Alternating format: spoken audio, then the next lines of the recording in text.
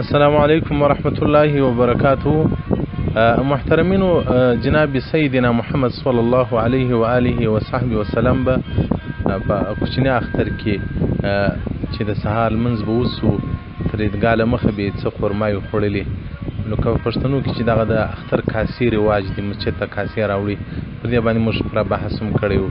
خو په لوی اختر کې بیا هغه بالعکس ده، مستحب دا ده د هغه چا دپاره چې اخترۍ کوي چې هغه تر هغه وخته پورې صائم پاتې سي، روژتي پاتې سي.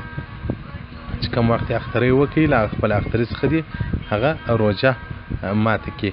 ځکه رسول الله صلی الله علیه و آله و صحبه وسلم به د لوی اختر په ورځ باندې خوراک نه کاوه.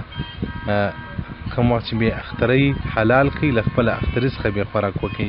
نو فقهای کرام وایي دا د هغه چا په حق کې چې اخترۍ کوي، او که اخترۍ نه کوي دغه دپاره بیا څه مشکل نه لري چې هغه مخکې تر عیدګاه خوراک وکړي.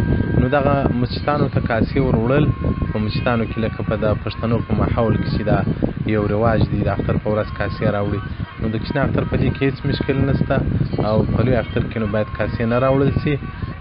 باید د هغه خلک چې اختریان کوي هغه صایمین پاتې سي، بیا له خپلو اخترانو څخه یو څه خوراک وکړي.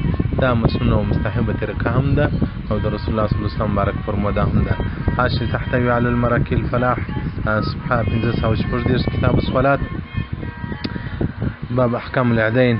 او دغه رنګه هغه ورونه چې مثلا دی په خارج کې دي پسونه یې بل چاته استولي چې هغه یې حلال کړي، د هغو دپاره بیا څه مشکل نه لري که تر عیدګاه له مخه خوراک وکړي، هېڅ مشکل نه لري. ځکه د دې او هغه خپلو اختریانو ته لاسرسی نشي کېدلی نو چې هغه وخوري.